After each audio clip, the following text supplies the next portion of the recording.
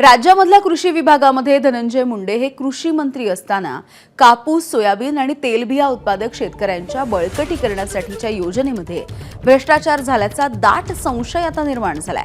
कारण ही योजना तयार होण्याच्या आधीच आणि योजनेचा GR निघण्याच्या आधीच योजनेमधून शेतकऱ्यांना पुरवल्या जाणाऱ्या कापूस साठवणूक बॅगचे दर नेमके किती असावेत याचे अचूक सल्ले धनंजय मुंडेंना काही अधिकाऱ्यांनी पाठवलेल्या पत्रामधून दिसून येत होते।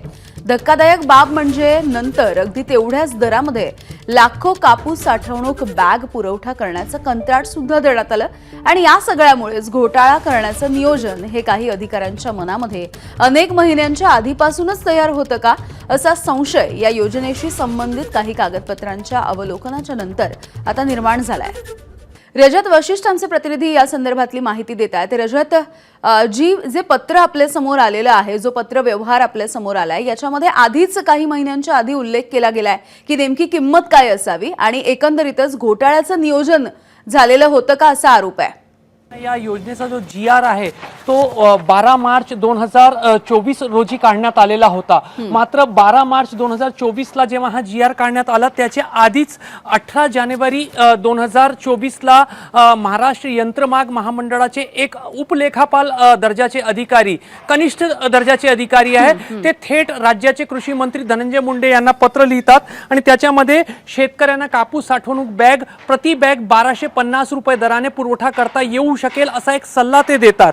आणि त्याच्यानंतर मग 12 मार्चला या योजनेसंदर्भातला GR निघतो। त्याच्यानंतर या योजनेसंदर्भातला टेंडर जो आहे तो 23 एप्रिल रोजी काढला जातो आणि त्याच्यानंतर मग जेव्हा या योजनेसंदर्भातला दर करार निश्चित होतो त्याच्यामध्येही जो जानेवारीच्या पत्रामध्ये म्हणजे GR निघण्याच्या आधीच अधिकाऱ्याने दिलेला सल्ला होता तोच 1250 रुपयाचा दर जो आहे तो निविदेनंतर निश्चित होतो। त्याच्यानंतर 4 जे पुरवठादार असतात त्यांचा एक पॅनल तयार केला जातो आणि त्या सर्वांना 1250 रुपये या दराने 6,18,032 एवढ्या मोठ्या प्रमाणावर कापूस साठवणूक बॅग जी आहे ती शेतकऱ्यांना पुरवायची आहे। या संदर्भातला वर्क ऑर्डर जो आहे तो दिला जातो। मात्र याच्यानंतर हे जे दर आहे 1250 रुपये हे दर खूप जास्त आहे अशी ओरड होते, कारण याच्यापूर्वीच नागपूरचा जो केंद्रीय कापूस संशोधन मंडळ आहे त्याला 577 रुपयामध्ये याच दर्जाची कापूस साठवणूक बॅग पाठवण्यात आलेली, ती पुरवठा करण्यात आलेला होता। त्यामुळे त्याची एक तक्रार होते।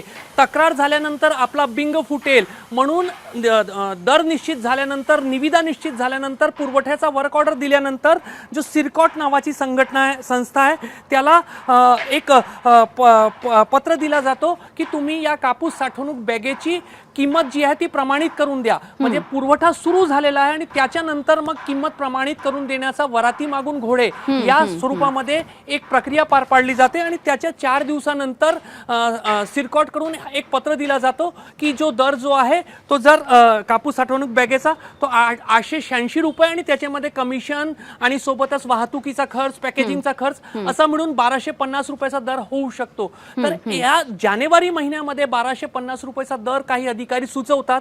त्याच्यानंतर योजनेची आखणी होऊन GR, टेंडर आणि वर्क ऑर्डर सर्व प्रक्रिया होते आणि योगायोग असा की जानेवारी महिन्याच्या पत्रामध्ये अधिकाऱ्याने सुचवलेला जो 1250 चा दर असतो तोच अखेरपर्यंत कायम होतो आणि सिरकॉट करून तोच दर प्रमाणित करून दिला जातो। त्यामुळे या संपूर्ण घोटाळ्याचा नियोजन अधिकाऱ्यांच्या डोक्यामध्ये या योजनेचा जन्म होण्याच्या आधीपासूनच होता का असा प्रश्न निर्माण होतो आणि मंत्र्यांना असे सल्ले देणारे अधिकारी जे आहेत त्यांची चौकशी होणार की नाही हा प्रश्न सुद्धा या संपूर्ण प्रक्रियेतून निर्माण होतोय। यामिनी अगदी रजत, म्हणजे अगदी दुप्पट किमतीपेक्षा अधिक दरानं ही साठवणुकीची बॅग खरेदी झाल्याचं आता सध्या तरी या सगळ्या पत्रांच्या माध्यमातून आणि GRच्या माध्यमातून आपल्या समोर येत आहे। वेळोवेळी अपडेट घेत राहू। तुर्तास धन्यवाद रजत माहितीसाठी। ABP माझा, उघडा डोळे बघा नीट।